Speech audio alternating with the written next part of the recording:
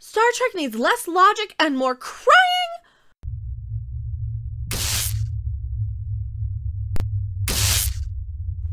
Are you kidding me? Are you kidding me? This is a Polygon article, not even an April Fool's Day article. I am Mecha. Bookmark the channel. YouTube isn't going to notify you of my content. Star Trek Discovery is apparently back. I watched it. I tried to. Oh, so stupid. They gamble and box and fight, and 20-pound whammons take on 500-pound mans. Oh, it's awful! And Polygon is defending this mess that passes for Star Trek now. It needs less logic and more crying. There's no crying! Thankfully, Star Trek Discovery is doing that. You know what I don't need in my Star Trek?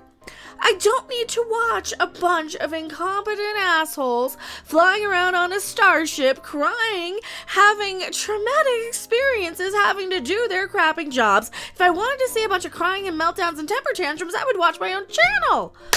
Are you crying? We don't need this in Star. I want to see people better than me, not people worse than me.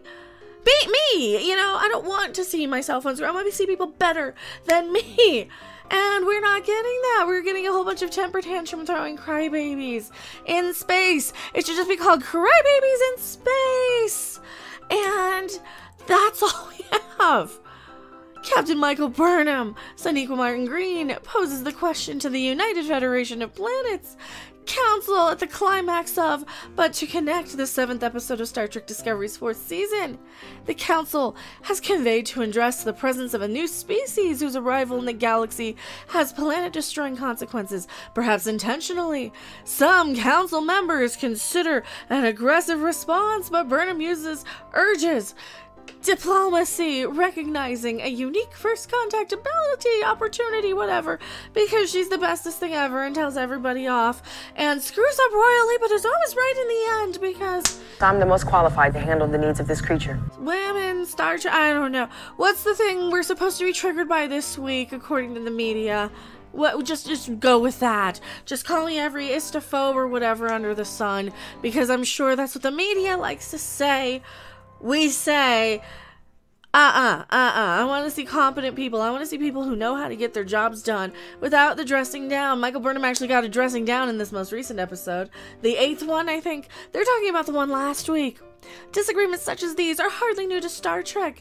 In fact, here's where they go. Here's one of their biggest tricks that I've found. Anytime you get people defending Star Trek, what's the first thing they do? They don't actually say what's good about it. They go immediately to incredibly diversity. Guys, look at the moon. Diversity. Hey, here's why this was problematic in the past. Here's what was bad about it in the past. And here you go. Look, they did it in the past, therefore we can do it again. In fact, the paradigmatic, I can't say the word, Star Trek scene involves a group of people peacefully debating possible complicated issues, but Discovery takes a decidedly unique approach to this trope. The camera glides around Burnham as she speaks, capturing every creased brow and pleading smile. Remain silent and look official. If I may. Oh, who cares? Who cares? So yes, they're admitting that they have just new camera angles for the same old, same old.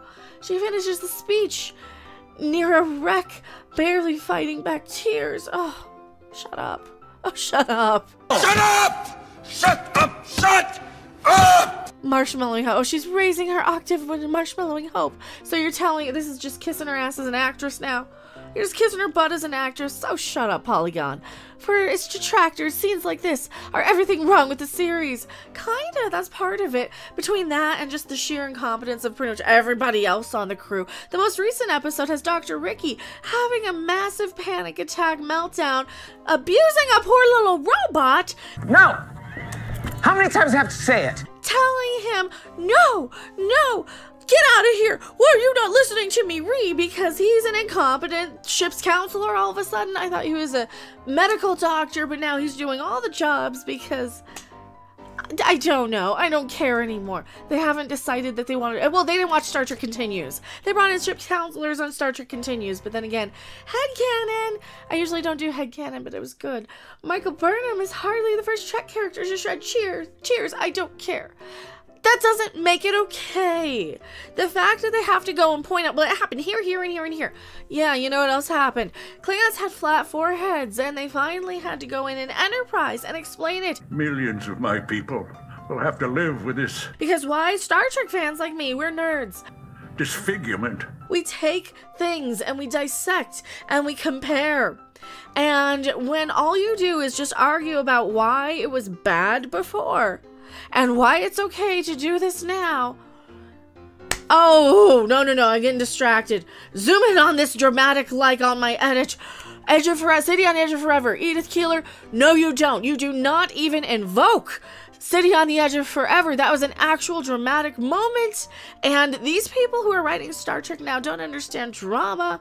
If it sat on their face and farted in them. These people. They don't understand the impact of anything they do. They just think, oh, well, they cried before in Star Trek, so we can do it, so Do you understand the subtle nuances of why these characters might have been upset back then? It was from more than having traumatic, oh, I can't do my job, I can't fly the plane, I can't fly the ship, I can't do it. It was more than that. These people understood. These were well-trained, accomplished individuals who did not screw up every single step of the way and actually had the conviction and the track record and the history behind them. We didn't have any reason to doubt or be annoyed by them having an emotional moment because they had earned the ability to have that emotional moment.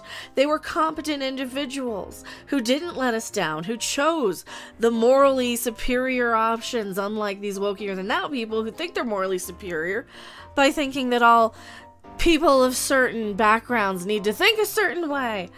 Gee, stereotype much. I don't even want to read this article. This is just yada, yada, yada. And yada, yada, yada. Rambling. It is rambling about why everything stupid in modern day Star Trek is okay because in the past, here's what's wrong with it. And if you gotta tell me why Star Trek was bad in the past, people, that's what they're really doing. They're just taking these and telling us why Star Trek was bad in the past. Alright, so you're telling a whole bunch of people that something they loved sucked. That's never a good look when you're trying to tell us yours is better.